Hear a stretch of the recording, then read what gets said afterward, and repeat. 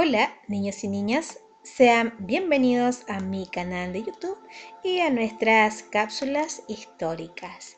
Esta vez vamos a dar continuidad a nuestra unidad número 4, Modelos de Desarrollo Económico y Derechos Laborales, Decisiones para construir la sociedad que queremos. El tema es la regulación del trabajo en Chile y el objetivo es el OA4, que es comprender la importancia de los derechos laborales en Chile, considerando las tendencias globales y nacionales, la evolución de los mecanismos institucionales que buscan resguardarlos y los aportes de los movimientos y organizaciones sociales en su fortalecimiento.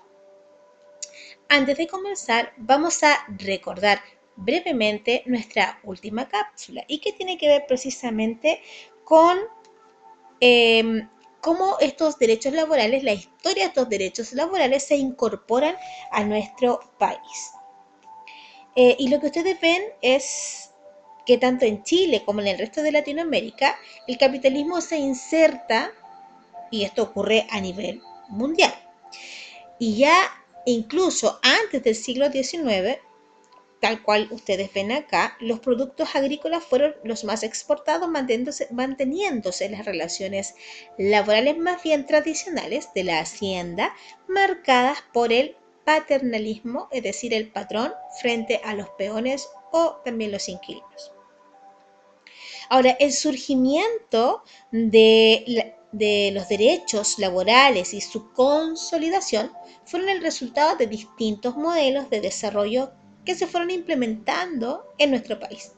Y además, la respuesta que estos tuvieron por parte de una sociedad, de una época, en especial la reacción de los trabajadores y los obreros, que tiene que ver específicamente con la expansión del trabajo en el siglo XIX, pero por sobre todo por la creciente importancia de la actividad minera y el auge del salitre, el aumento de la cantidad de trabajadores a nivel urbano en Chile, que se fueron concentrando principalmente en el norte y siguieron el modelo capitalista europeo del periodo.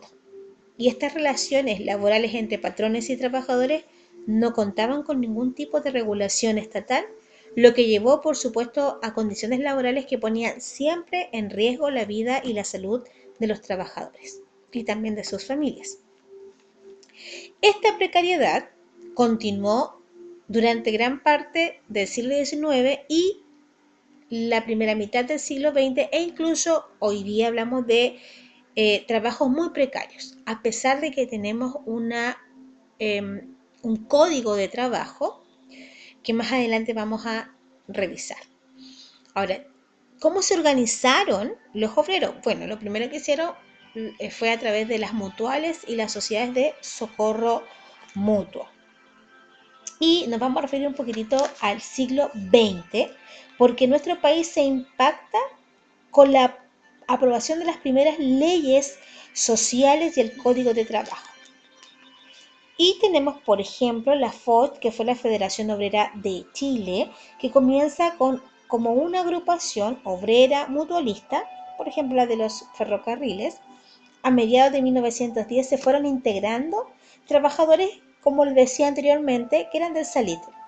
Luego se imponen las ideas mucho más revolucionarias del Partido Obrero Socialista o el POS, que fue liderado por Luis Emilio Recabarren, quien lo fundó, y que luego se convertiría en el Partido Comunista por allá por 1922, asumiendo una actitud mucho más revolucionaria y anticapitalista que se manifiesta con fuerza tras la década de 1920.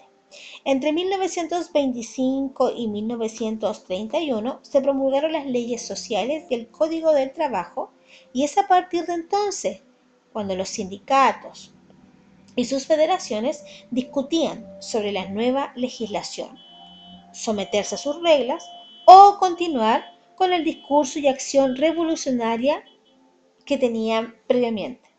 Los obreros se adhieren con el discurso y acción más bien revolucionario, y en esta última línea se divide el movimiento obrero en tres.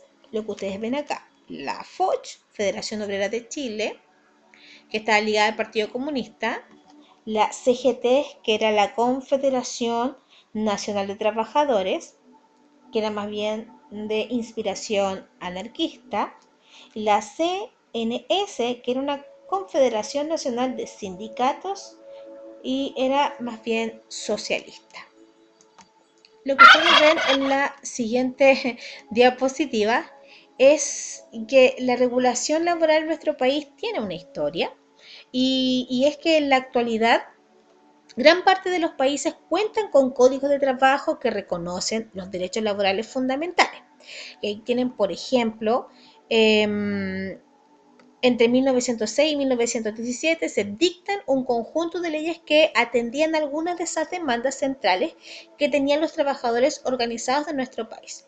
Por ejemplo, la ley de habitación obrera, la ley de la silla, del descanso dominical, pero eso no significa bajo ninguna circunstancia el término de la represión a los movimientos obreros. Por eso es que ellos tenían organizaciones como la FOCH, como la CGT o el CNS, además de las mutuales, los sindicatos, etcétera, etcétera.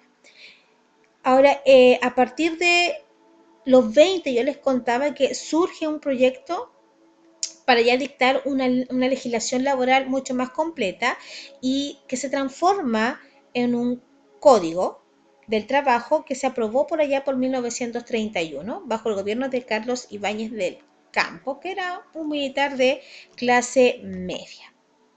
Entonces, bajo esta circunstancia, hoy día, en pleno siglo XXI, los principales reguladores de las condiciones en las que trabaja la población son los tres poderes del Estado, ¿cierto? El Ejecutivo, el Legislativo y el Judicial.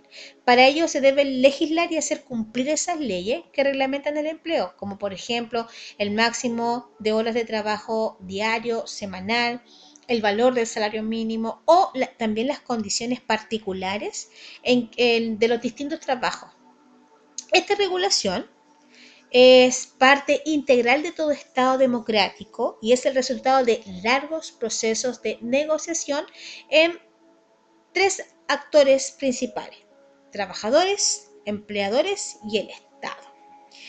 Y acá tenemos, por ejemplo, que en Europa y en América hubo un auge del siglo XIX y el siglo XX del liberalismo político y económico, y que terminó con las formas de trabajo asociadas a estos tres estamentos del antiguo régimen. Esto principalmente es lo que ocurría en Europa, específicamente del siglo XIX, que es donde estaban los campesinos, los artesanos y los burgueses. El trabajo comenzó entonces a concebirse como un contrato libre entre dos individuos iguales y al margen de la acción estatal. Hoy día nosotros sabemos que esta situación tiene que ver con tres actores: los trabajadores, los empleadores y el Estado.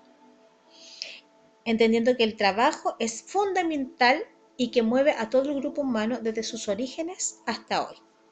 De él dependen el sustento y la seguridad colectiva, y esto se afianza con el surgimiento del Estado moderno. Lo que ustedes ven acá es el ejemplo de las oficinas salitreras, donde el trabajador se veía obligado a comprar todo lo que necesitaba a precios absolutamente inflados.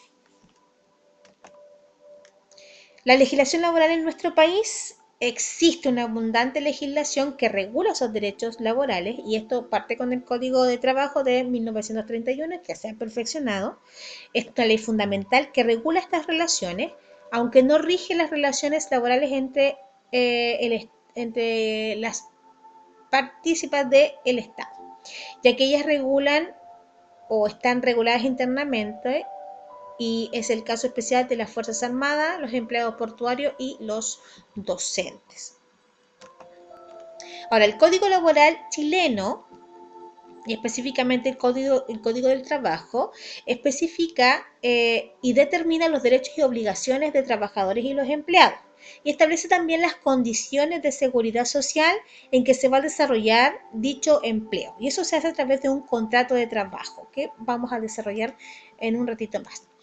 Donde debería estar, por ejemplo, lo que hoy día tenemos por ley, son las disposiciones vigentes del Código de Trabajo, que es la jornada laboral, que son 45 horas semanales, hay jornadas completas y parciales y también el máximo diario.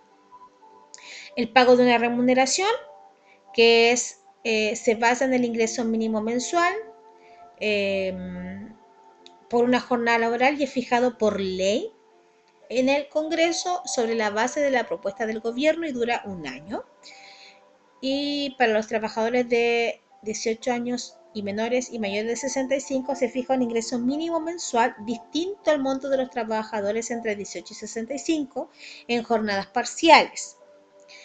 El derecho al descanso, que está dentro de la jornada, como el horario de colación, el descanso semanal, domingos, festivos, y las organizaciones sindicales, que son un derecho que tienen todos los trabajadores del sector privado y de las empresas del Estado, cualquiera sea la naturaleza jurídica, y tienen derecho a constituir sin autorización previa organizaciones sindicales.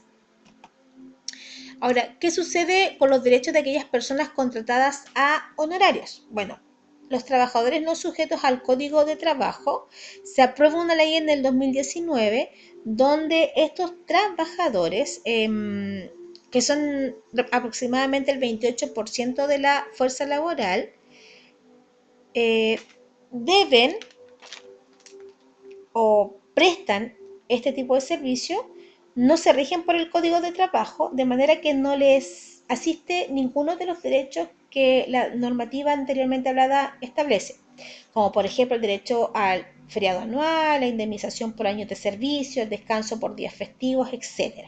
En consecuencia, los beneficios a que tienen derecho las personas contratadas a honorarios serán aquellos que las partes hayan convenido en el respectivo contrato de prestación de servicio.